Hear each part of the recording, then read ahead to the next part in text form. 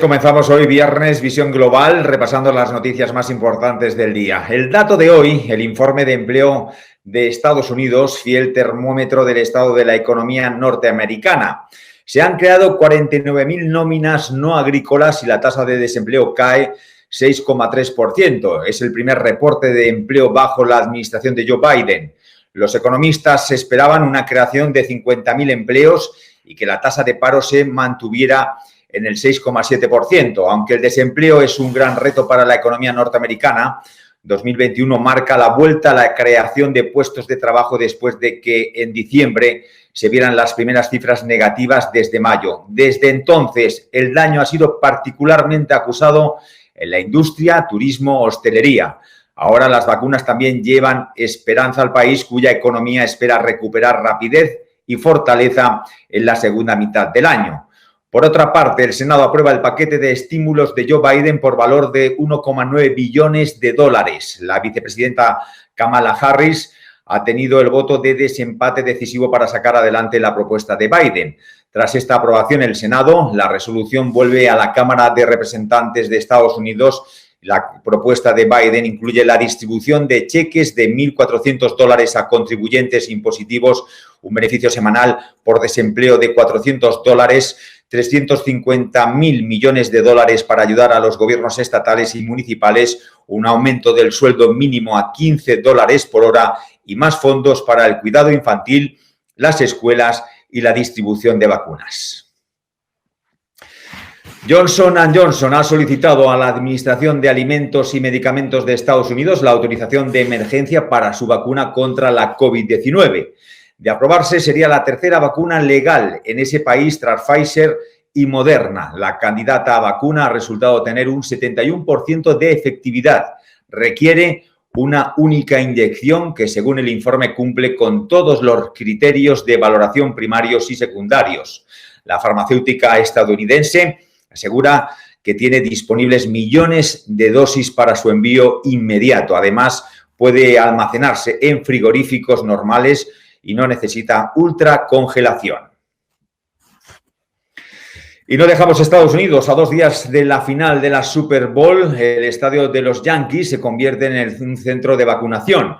El estadio abre este viernes para los residentes del Bronx, uno de los condados más afectados por la pandemia. El servicio solo estará disponible para quienes cumplan los requisitos. Deben hacerlo con cita previa. 15.000 citas estarán disponibles durante la primera semana y se espera que las cifras aumenten. Las comunidades afroamericanas, latinas y de bajos recursos han sido las más afectadas por el COVID-19.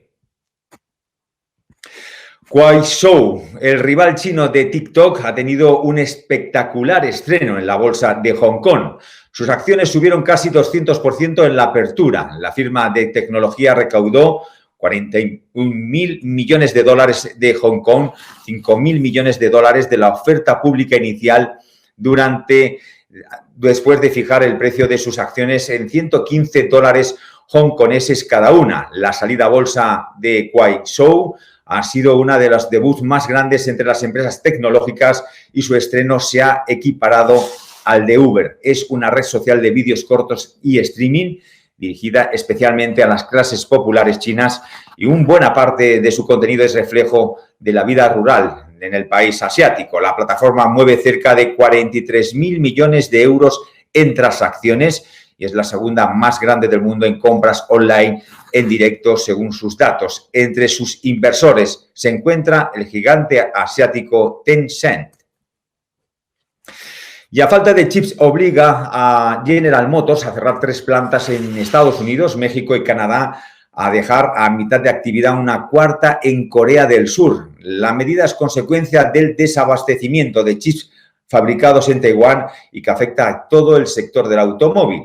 El aumento en el consumo de consolas de videojuegos y aparatos electrónicos por la pandemia ha provocado un exceso de la demanda de microprocesadores que no se está pudiendo cubrir. La idea de General Motors es mantener la producción de los modelos más vendidos como las camionetas de gran tamaño, los todoterrenos deportivos o SUV o el Corvette. También está previsto mantener los beneficios que contemplan los contratos de algunos trabajadores cercano al 75% de su salario. A nivel mundial, China es el país que más se ha resentido en este primer cuarto de año.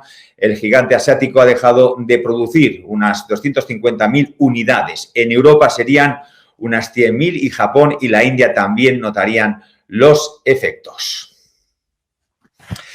Y en nuestro país, la Organización de Autónomos, UPTA, denuncia que más de 7.000 trabajadores autónomos dejaron de cobrar una prestación o pensión contributiva de la Seguridad Social en 2020, alcanzando el total de pensionistas la cifra de 1.970.727. Además, la organización ha puesto de manifiesto que los autónomos cobran 420 euros menos que los trabajadores por cuenta ajena, advertido que las pensiones son una de las asignaturas pendientes del Gobierno con este colectivo. Así, ha denunciado que la pensión media del trabajador autónomo se sitúa en enero en 709 euros mensuales, lo que supone 420 euros menos que la de los trabajadores por cuenta ajena, que perciben 1.129 euros al mes. UPTA también ha llamado la atención sobre las pensiones de jubilación de los autónomos, pues cobrarán este año solo 42 euros más que el año pasado, una media de 788 euros frente a las que se abonan en el régimen general, que son 540 euros más altas. La Asociación de Riders Profesionales Autónomos Repartidores Unidos han planteado también al Gobierno la creación de la figura del autónomo digital, afectando así de este modo la realidad de una cada vez mayor presencia de esta nueva oportunidad de empleo y adaptando la regulación al futuro. En una carta remitida a las ministras de Trabajo, Economía e Industria, Yolanda Díaz, Nadia Calviño y Reyes Maroto, los riders han propuesto además asimilar a los trabajadores digitales al régimen especial de trabajadores autónomos en su futura regulación de cotización por tramos, eliminando así la necesidad de tarifas planas reducidas. 29.960 son los casos de nuevos contagios y 432 fallecidos referentes a la pandemia. Los infectados desde el inicio en España se acercan ya a los 3 millones. Sigue bajando la incidencia, que se sitúa en 783 por cada 100.000 habitantes. Es una cifra todavía muy alta que mantiene la presión hospitalaria, según explica el director del Centro de Coordinación de Alertas y Emergencias Sanitarias, Fernando Simón. Las comunidades autónomas siguen manteniendo las restricciones. Madrid acaba de anunciar que amplía a 6 las personas que pueden compartir mesa en una terraza, pero impone la mascarilla en los bares. Además, amplía los cierres perimetrales a otras 3 zonas básicas de salud y otros 3 municipios, pese a la bajada de contagios. Y los bancos internacionales contaban con mover a entidades supervisadas a nivel europeo alrededor de 1,2 billones en activos como consecuencia del Brexit, además del negocio que los propios bancos con sede en la Unión Europea planean trasladar al territorio comunitario desde el Reino Unido, según ha señalado Andrea Enria, presidente del Consejo de Supervisión del Banco Central Europeo.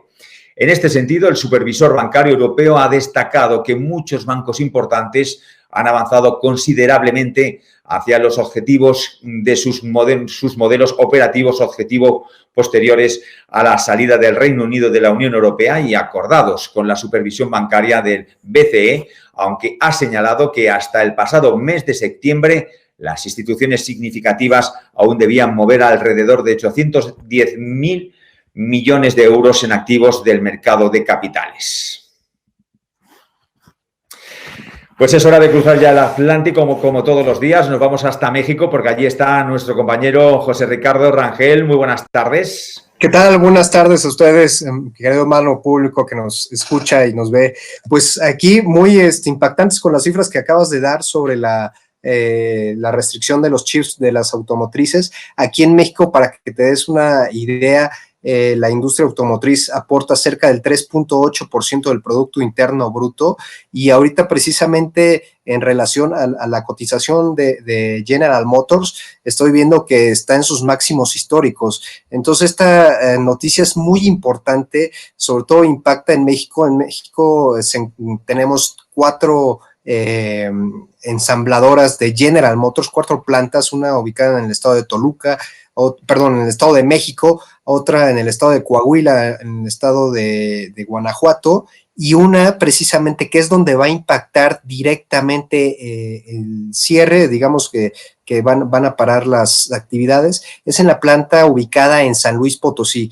Esto es importante porque hay que recordar que el mes de octubre la producción de cerca de 79,700 unidades ocupó el número 1 General Motors. Entonces hay que estar muy pendientes a la reacción de los mercados tanto en el nivel de empleos que está generando, más o menos la industria que de automotriz aporta cerca de 980,000 empleos. Entonces, esto es importantísimo. La verdad es que no ha habido ningún tipo de ajuste ahorita en la cotización de General Motors, se ubica en $54.69, y pues bueno, vamos a ver cuál va a ser el impacto real, sobre todo en la economía, si no va a haber afectaciones, y como tú bien dices, en los salarios de los trabajadores de esta planta en específico de San Luis Potosí, mi querido Mano.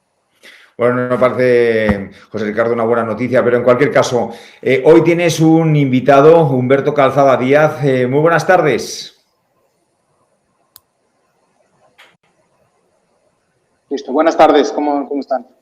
Bueno, usted es economista en jefe para Rankia, para América Latina. Hablaremos en el día de hoy, unos minutos, de las condiciones del mercado. Pero, señor Calzada, hay una acción que ha subido un 120% del grupo FEMSA, que tiene un banco, y que hace algunos meses la Comisión Nacional Bancaria, que es el organismo que otorga las condiciones para cualquier tipo de cuestión financiera, en este caso los bancos, se los quitó porque la mora fue demasiado alta y el nivel de las reservas estaba por las nubes, fuera de lo regulado. Fue un caso muy parecido al GameStop, pero en México. ¿Nos podría explicar usted cuáles son las condiciones económicas que hay ahí en México? Muy buenas tardes, muchas gracias por la invitación. Bueno, si bien estamos observando una recuperación económica que se presentó prácticamente a partir del tercer trimestre de 2020, todavía vemos algunas condiciones que no son tan favorables para la economía mexicana, ¿no? Sobre todo el caso del empleo.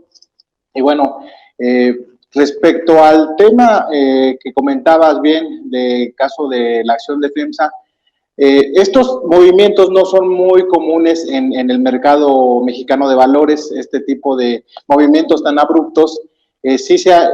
Cuando se presentan por lo regular son algún movimiento interno que se hace, sobre todo en esas empresas de pequeña, mediana bursatilidad. Sin embargo, con datos hoy que conocimos, vimos que estas operaciones vienen de algunas instituciones que cuentan con plataformas de fácil acceso a retail, llámese Punto Casa de Bolsa, Home Broker, bueno, de una plataforma de Grupo Bursátil Mexicano, y lo que podríamos atribuir también es un efecto o un fenómeno que se está dando con la intención de imitar lo que se hizo en Estados Unidos con GameStop, y no solamente GameStop. El año pasado vimos empresas de pequeña, mediana bursatilidad en Estados Unidos, estas famosas small caps, con números negativos, sin fundamentales financieros, que tuvieron estos movimientos volátiles, dado que toda esta especulación que se causó, esta inyección de liquidez y bueno, acceso que tienen los retail en Estados Unidos,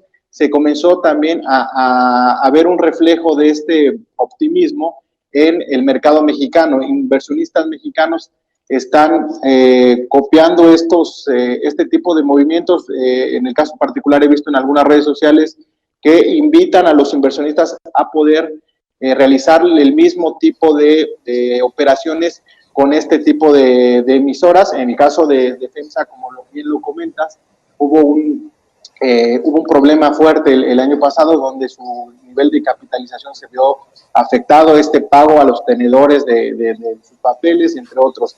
Entonces, hoy la información que surge es que sí hubo un gran flujo de estas operaciones fueron por parte de estos inversionistas retail, y podríamos deducir que se está intentando hacer lo mismo que se hizo en Estados Unidos con BlackBerry, con GameStop, con Nokia, y bueno, definitivamente, bueno, esto puede o perjudica a a la operación o la operatividad en el mercado mexicano de valores. Humberto, para que nos entienda un poquito el público desde España y de todo el mundo, Grupo FAMSA, ¿a qué se dedica Grupo FAMSA y por qué impactó el hecho de este banco, esta relación que se tiene con el banco? Y más o menos si nos puedes platicar un poquito de esta industria de retail que creo que se está acostumbrando mucho Coppel, Electra, al respecto, por favor, Humberto. Pues bueno, esta, como tú dices, es una empresa que su actividad principal es el comercio al menudeo. Para que lo entiendan un poquito en España, ¿qué es lo que hace? Es vender artículos de primera necesidad con financiamientos, con apalancamiento a los consumidores.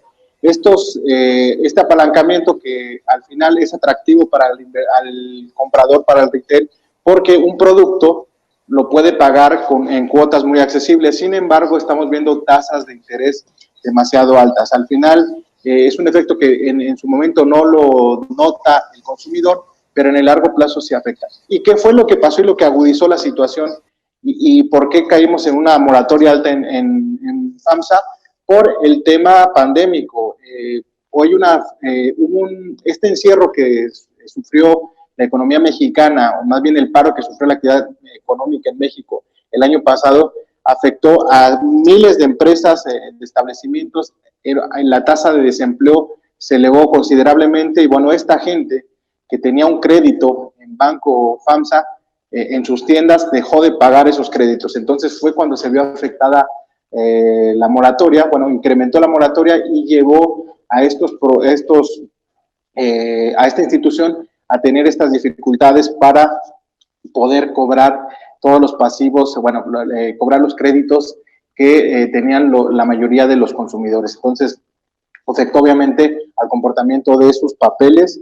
Y bueno, ¿cuál fue la consecución de esto? Que vimos ya prácticamente declarada en bancarrota a esta institución financiera que ya contaba con algunos años de experiencia en el mercado. Sin embargo, bueno, este tema pandémico, aunado a las tasas de interés altas que ofrecía, fue la ecuación para que se diera se desencadenara en prácticamente el quebranto de FAMSA. Oye, Humberto, ahorita estoy viendo la cotización precisamente de FEMSA y está cotizando cerca del 43% arriba. Entonces, ¿cuál sería tu opinión sobre los mecanismos que está llevando a cabo hoy por hoy la Comisión Nacional Bancaria con este tipo de operaciones? Creo que el día de ayer se suspendió, hay una estrategia ahí de suspensión después de que llevan cerca de 2 dígitos, 3 dígitos de crecimiento. La Comisión y la Bolsa Mexicana suspenden la actividad. ¿Qué es lo que podríamos ver en próximas semanas con respecto a estos temas, Humberto? Mira, pues sí, revisando los fundamentales en Refinitiv, observamos que es una operación que prácticamente está operando con pérdidas. Esta especulación, sin duda, hay un debate que se dio en Estados Unidos, incluso con las demandas que ha tenido brokers como Robinhood, donde algunos retailers están poniendo demandas civiles porque, bueno, se habla de un libre mercado, se habla de que se está atentando contra la libertad del mercado. Sin embargo, dentro de la esencia de los mercados de valores, tanto en Estados Unidos como en México, está proteger el patrimonio de los inversionistas. Y este tipo de regulaciones que están imponiendo las autoridades desde nuestro punto de vista, creemos que son necesarias porque al final una alteración en el mercado de valores, sobre todo con movimientos especulativos, porque están adquiriendo empresas o están comprando empresas que están prácticamente quebradas, que la perspectiva hacia adelante es complicada. Y bueno, esta afán de algunos inversionistas de rebelarse ante el mercado, ante los grandes fondos de inversión, está llevando a que se den este tipo de sucesos que van a afectar definitivamente al mercado. Hoy vimos el caso de GameStop que llegó casi a los $400 cuando su valor intrínseco es de $4, una sobrevaluación importante, y no solamente en estas empresas retail, sino en empresas ya de mediana y gran capitalización. El caso de Tesla, pues vemos también un PER bastante elevado. Sin embargo, el suceso de que estén adquiriendo o que estén haciendo operaciones con empresas que prácticamente están en la bancarrota, se presta especulación y sí puede tener una afectación importante en los mercados porque están involucrados también el ahorro de muchos inversionistas. En el caso de México, de instituciones como Afores que están invirtiendo el dinero de trabajadores en el mercado accionario y sin duda este tipo de movimientos no solo afecta a la volatilidad desde el mercado a la operatividad, sino también afecta a las posiciones que se tienen en distintos fondos de inversión. Y obviamente esto puede tener una consecuencia y creemos que va a tener una consecuencia considerable. Finalmente, Humberto, y dejando a Manuel con la última pregunta, quisiera preguntarte, ¿cuál es el horizonte? Has hablado sobre la parte del desempleo. En este tipo de sector, precisamente de negocios donde se compra apalancadamente, ¿cuál sería tu opinión en el mediano plazo de las carteras? ¿Se deterioraría, pues ahora sí, incrementaría la mora y se deterioraría la cartera? Sí, y no solamente es un efecto que no está pasando en México, sino en Estados Unidos. Hemos visto ahí con datos ahí en la plataforma Refinitiv que el índice de moratoria ha ido incrementando. Sin embargo, en Estados Unidos, pues el gobierno ha actuado para contener un poquito este efecto, frenar los desalojos. En el caso hablamos hipotecario, en el caso de los retail también vemos un incremento en la tasa de moratoria en los créditos personales, tarjetas de crédito.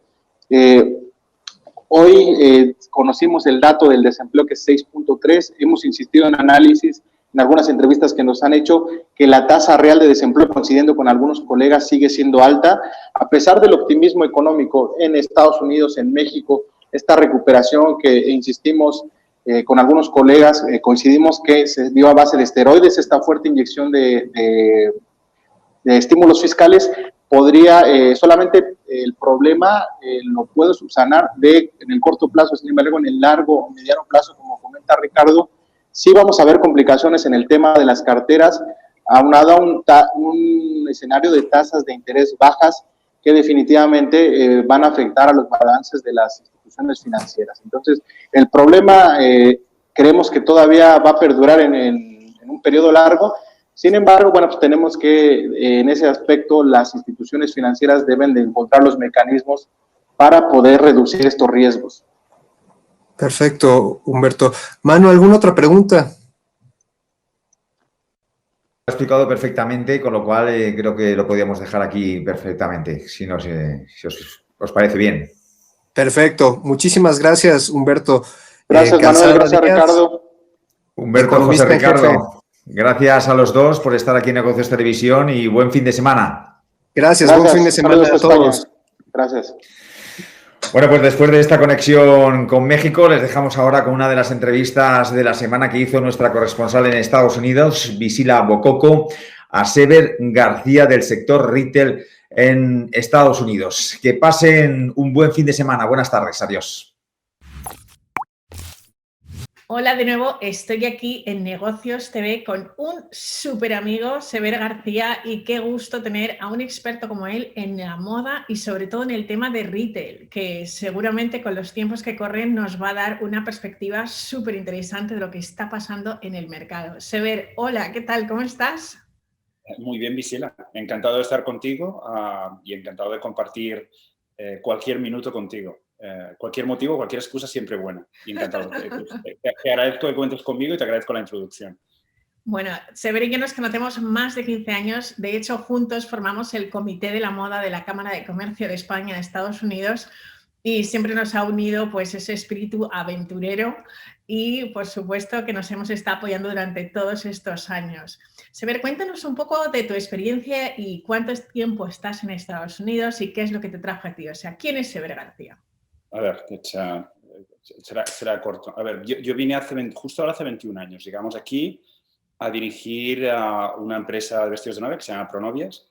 Llegamos con la familia para estar 4 o 5 años y llevamos 21. Es decir, una experiencia fantástica. Anteriormente, yo no vengo del mundo de la moda. Es decir, yo soy ingeniero y trabajé en empresas relacionadas con la tecnología en España. Es decir, aprendí sobre la marcha lo que significaba el mundo de la moda y el mercado americano a la vez, como hacer dos cursos a la vez, ¿no? Y me pareció apasionante, me pareció muy divertido, ¿no? Qué bueno. Bueno, pues el año pasado tuvimos no solamente la guerra comercial, sino que además tuvimos COVID-19. ¿Cómo ves que esto ha impactado la industria de la moda y sobre todo el sector de retail, que es sobre todo el área donde más trabajas? Si nos puedes contar lo que estás haciendo en este momento. Sí, a ver, primero voy a definirme es decir, cuando yo hablo del mundo de la moda, hablo de, a veces llamo la cocina, es decir, la parte de atrás, ¿sabes? Es decir, a mí lo que me apasiona del negocio de la moda es toda la parte operacional, todo lo que es el negocio, todo lo relacionado con el traer un producto de España o de Europa, venderlo aquí, el posicionamiento en precio, es decir, es decir, yo soy más el que está en la cocina que realmente el que está sirviendo el plato en el restaurante. Lo digo un poco para definirme, ¿no? Es decir, pero me voy a centrar sobre todo ahí, ¿no? Es decir... Esta aclaración es buenísima y creo que nos interesa a todos, ¿no? Sí, lo que no voy a hacer, porque no sé, es de hablarte de cuál es la tendencia y tal. Si alguien espera esto, que se olvide, porque no tengo ni idea y nunca lo he tenido, ¿no? Pero, a ver, yo te diría, a ver, la guerra comercial, como tú comentabas, sobre todo entre Estados Unidos y China, lo que ha provocado es un incremento en los precios, ¿no? Es decir, un impacto en los precios relativo, porque para competir muchas de las marcas lo que hacen es ajustar sus márgenes. Es decir, está claro que el coste de producto en Estados Unidos hecho en China, y muchas cosas están hechas en China, pues era más caro durante esta guerra comercial. Yo quiero separarlo de COVID, Visila, porque lo que ha hecho COVID sobre todo es acelerar procesos, ¿sabes? Es decir, había marcas sobredimensionadas, que tenían demasiados puntos de venta, marcas que habían perdido, que se habían desviado de su DNA, ¿sabes? Hay marcas, y tú lo sabes, es decir, marcas que de repente no es una colección ni dos, ¿sabes? Los ha comprado un private equity, es decir, y han perdido un poco. Entonces, la combinación de varias cosas, esas marcas o esos retailers ya estaban sufriendo. El COVID ha acelerado el proceso. Ha sido lo que los químicos llaman un catalizador. Se ha catalizado un proceso de descomposición, ¿no? Y hay varios niveles también, ¿eh? Es decir, y aquí separaría, es decir, lo que es la marca y las marcas de lo que es realmente el negocio en sí, ¿no? Es decir, a ver, las marcas que estaban sobredimensionadas, obviamente, han tenido que ajustarse.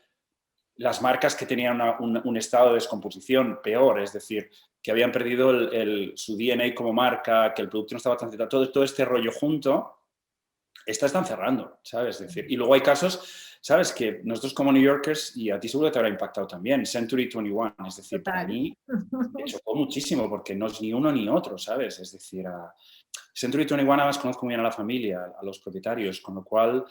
Y esto es un impacto porque Nueva York especialmente, como sabes, sin turistas, con los lockdowns, que no sé cómo se llama en español, con todo este rollo, Nueva York ha sido la más afectada quizá, ¿no? Totalmente de acuerdo.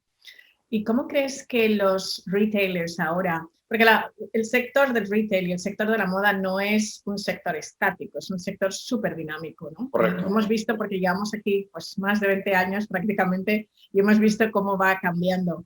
Las redes sociales, ¿qué opinas qué impacto pueden tener realmente en el sector del retail y en las marcas?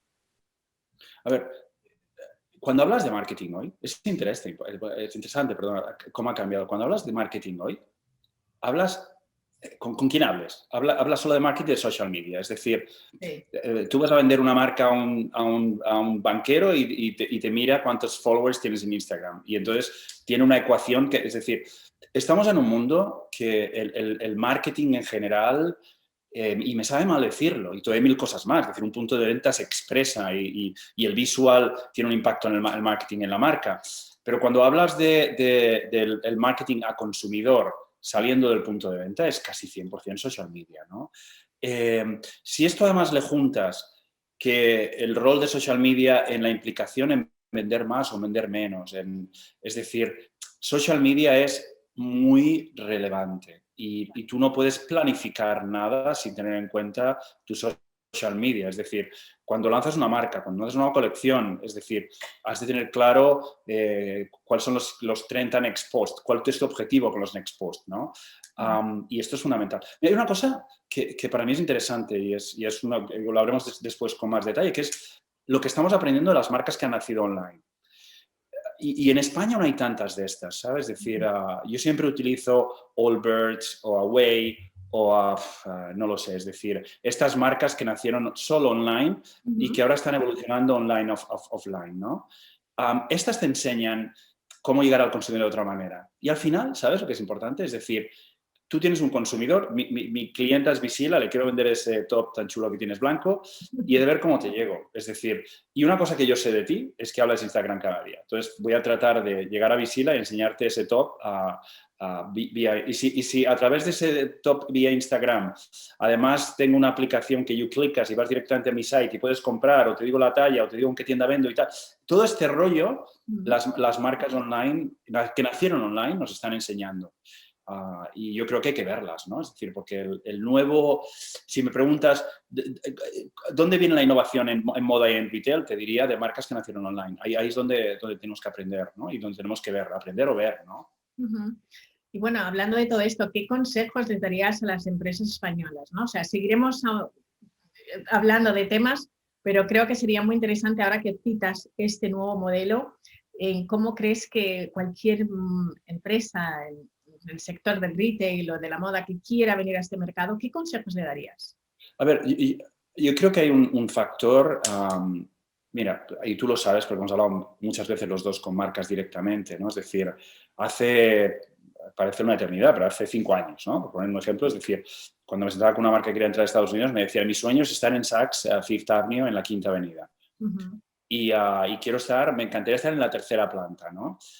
A ver, eso está bien, ¿no? Es decir, todo y que las tiendas departamentales creo que han de evolucionar en una dirección diferente de lo que son hoy, ¿no? Dejando hasta un lado para no complicar la respuesta, ¿no? Yo te diría que han de mirar el mundo online y si yo fuera una marca española, que me imagino que ha pasado por un COVID, que ha quitado grasa, es decir, me imagino que va a salir de COVID bien o va a salir de COVID viva, no sé si bien o viva o las dos cosas, es porque ha quitado grasa, porque ha optimizado inventarios, porque ha aprendido en procesos, porque ha elegido lo mejor de su equipo, o sea, todas estas cosas, ¿no? Yo te diría que por primera vez, yo diría, ok, déjame ver cómo puedo entrar en online, qué partners tengo, y tendría a mi izquierda o a mi derecha, mi director de operaciones, de decir, a ver, ¿qué tal viaja mi producto a Estados Unidos? ¿Hace falta en un almacén o no? Tenemos nuestros mejores productos, es decir, lo trataría más, es decir, la plataforma online la trataría más dentro de la estrategia de introducción, ¿no? Mucho más que antes, ¿no? Y quizá mucho más desde el punto de vista operativo, es decir, el mercado será diferente cuando salgamos de COVID, habrá más marketplaces, el concepto de marketplace que nosotros hemos desarrollado directamente, ¿sabes? Cuando ves Farfetch o Poshmark o ves todo este desarrollo de marketplace, te das cuenta que una marca tiene que tenerlo en cuenta online o offline, ¿no? Porque es el camino para estar.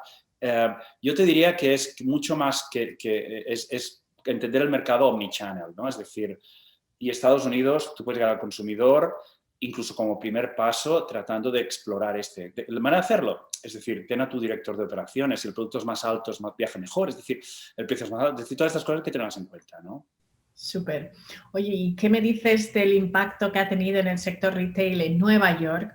Y además tú conoces que has abierto muchísimas tiendas. ¿Podrías contarnos un poco alguna experiencia personal, ¿no? Para que podamos ver el impacto que tiene a través de tu propia historia. A ver, es decir, nosotros llegamos a abrir 11 tiendas en diciembre de 2019. Solo tenemos una abierta en Tribeca ahora y no está abierta del todo. Es decir, lo que decías tú del sector dinámico, ¿no? Es decir, yo me gustaría responder de dos maneras. Si la una, decirte que las tiendas están cerradas y que estamos todavía pensando en qué hacemos, honestamente. Es decir, cuántas abrimos y cuántas no. Porque hemos de ver el mercado en detalle, hemos de ver el potencial de ventas, hemos de hablar con el landlord y ver cómo ajusta el alquiler. Hay tantas cosas a tener en cuenta y no tenemos ninguna referencia histórica. Es decir, no tenemos un COVID, gracias a Dios, cada X años. Esto pasa cada 100, hopefully nunca más, ¿no? Entonces, desde dentro de la dinámica que tú decías, me gustaría responder de otra manera, me gustaría preguntarte, ¿qué has aprendido de...? Yo he aprendido pues a lo que te decía antes, ¿no? A quitar grasa de la organización, a tratar de optimizarla y a tratar de leer cómo es el retail del futuro, ¿no? Y sobre todo copiar del mejor, ¿no? Es decir, mira, es una cosa que quiero comentar y me gustaría comentar alto y claro, ¿no? Es decir, mucha gente dice, mi vecina del tercero, que es banquera, es decir, no sabe nada, pero me la encuentro un día en la calle viniendo de comprar y me dice, ay, tus tiendas de todas cerradas. Bueno, ahora vende online. Entonces, perfecto, gracias. Es decir, no lo había pensado, pero muchas gracias. No, pero a ver, seamos realistas, ¿vale? Es decir, la moda, sobre todo la ropa, el accesorio es más fácil, es muy difícil venderlo online. Y luego hay una cosa que la gente utiliza el término de forma incorrecta, ¿no? Es decir, Lululemon, por ejemplo, que es la luz verde y es lo positivo, es decir, el sector de lo que llamamos aquí activewear o athleisure, ¿no? Como llaman ahora. Es decir, ha crecido un 154% venta online. Pero, a ver, no nos engañemos, ¿vale? Es decir, separemos dos cosas. Una cosa es el concepto anglosajón de engage, es decir, una cosa es crear un nuevo cliente o vender un nuevo producto a un nuevo cliente, que esto es muy difícil o cerca de imposible hacerlo online. Y lo otro es hacer transacciones. Claro. Es decir, Lululemon ha crecido en transacciones online, para ser correcto, un 154%. Pero la gente que ha comprado Lululemon ya lo conocía. Ya conocía su talla, la marca, el producto. Es decir, ha ido a la web, ha visto un color nuevo y lo ha comprado porque ya lo conocía. Es decir, si es una marca nueva, tú lo sabes. Es decir, tú misma. ¿Comprarías una marca nueva online solamente sin haber probado, haber tocado el producto? Es decir, es muy difícil, ¿no? Es muy difícil, total. Sobre todo porque hay una relación emocional siempre con el producto, ¿no? Sí, sí. Además es una relación emocional. Hasta que no se descubra algo diferente, es física, ¿no? Entonces, vuelvo a lo que te decía antes de las marcas online, que para mí es el benchmark, es decir, realmente, ¿no? Es decir, míralas, mira cómo ellas se dan cuenta que necesitan tienda física. Piensa al revés, es decir, yo soy Allbirds, ¿vale? Llego a 80 o 90 o 100 millones de dólares en un periodo muy corto de tiempo, con mucho capital detrás, ¿eh? Y entonces digo, ostras, ¿cómo puedo crecer? Y la conclusión que llegan, solo puedo crecer a donde quiero llegar abriendo tiendas físicas. Y cómo, como decías antes, ¿no? Es decir, cómo lo que ellos llaman activar. ¿Cómo activo a mi cliente online o offline? Es decir, ese es el benchmark hacerlo. Y eso es todo lo que he aprendido. Es decir, necesito 11 tiendas. Cuando el COVID, pues, si no lo sé, si necesito 11 tiendas, no lo sé. Y me sabe mal decirlo, no lo sé. Pero lo que sí sé es que tengo que combinar muy bien las dos cosas para poder crecer. Y sé muy bien, creo, y si no lo tengo que saber sí o no, qué he de mejorar para ser mejor, ¿sabes? Pero todo este cóctel entero, si yo soy una marca en España ahora y digo, ostras, ahora no, porque el mercado no es el óptimo para, pero salvo que seas activewear, hay categorías que están creciendo, ¿no? Pero yo diría, ostras, a ver, porque los mercados los miran globalmente y has de mirar online. Y entonces dices, ostras, lo online no tiene barreras. Tu director de operaciones, oye, ¿cómo lo ves? Y todo este rollo has de ponerlo en tu estrategia, ¿no? Claro. Oye, ¿qué perspectivas ves para este año? ¿No? Estamos en el 2021. Las cifras del año pasado sabemos cuáles son. ¿Cómo ves este año? Tú que además siempre has sido muy futurista y muy visionario y has intentado siempre pues adelantarte un poco a los acontecimientos, ¿no? Que eso es lo que te ha mantenido también durante tantos años en el sector. Pues no sé, cuéntanos qué ves, déjanos con una nota también de optimismo. A ver, es decir, es sentido común, ¿no? Es decir, si en el 2020 hemos tocado fondo, que es cuestionable, ¿eh? Es decir, hay cosas que tienen que ajustarse todavía. Pero si hemos tocado fondo, cuando has tocado fondo solo te queda crecer, ¿no? Es decir, yo soy un optimista enfermo, porque lleno de pesimistas, entonces has de equilibrarlos, ¿no? Y es decir, si realmente hemos tocado fondo en el 2020, solo hay una opción que es crecer, ¿no? Yo creo que el 2021 nos va a dar sorpresas positivas. ¿Sabes por qué? Porque además el comprar moda es emocional. Es decir, mucha gente necesita una chaqueta nueva, un top nuevo, tal. Pero si realmente la vacuna se distribuye, la gente empieza a salir y hay cierto... Hablo del sector de la moda, vosotros no entiendo, ¿no? Es decir, ese factor humano emocional va a ayudar a crecer el consumo. Y yo que soy optimista creo que en cuanto se empieza a abrir el mercado, podemos salir a cenar, salir, ostras, no te vistes, no sales, no compras ropa. Entonces, todo este rollo nos va a ayudar a realmente que el mercado se recupere más rápido de lo que nos pensamos, creo. Y yo creo que el último cuarto del año, en diciembre, noviembre, diciembre, si todo va normal y hemos salido de COVID o estamos saliendo de COVID, que ya era tiempo de salir más o menos bien, ese pique emocional nos va a ayudar a que nuestro sector recupere. Además, se habrá eliminado, ¿sabes lo que te decía antes? Las empresas que no estaban tan bien, es decir, la empresa que esté sólida, con una propuesta de marca potente, que haya conseguido salir o sobrevivir, creo que se va a beneficiar, ¿no? Creo. Súper bien, no sabes qué bien dejarnos con esta nota de optimismo, porque yo también soy una optimista enferma como tú, pero creo que es necesario, y no solamente optimistas enfermos, sino optimistas comprometidos con lo que nos gusta hacer y con nuestra pasión, que es lo más importante, ¿no? Correcto, sí, tienes razón. Así que nada, estoy tan feliz de ver de que estés aquí con nosotros y que sepas que te invitaremos a estar con nosotros en el estudio, en persona y conectar, porque estoy segura de que puedes aportarnos muchísimo conocimiento y experiencia. Muchas gracias, Priscila. Llámame y dime dónde y cuándo y ahí estaré, ya lo sabes. Siempre un placer estar contigo. Muchas gracias. Muchísimas, muchísimas gracias.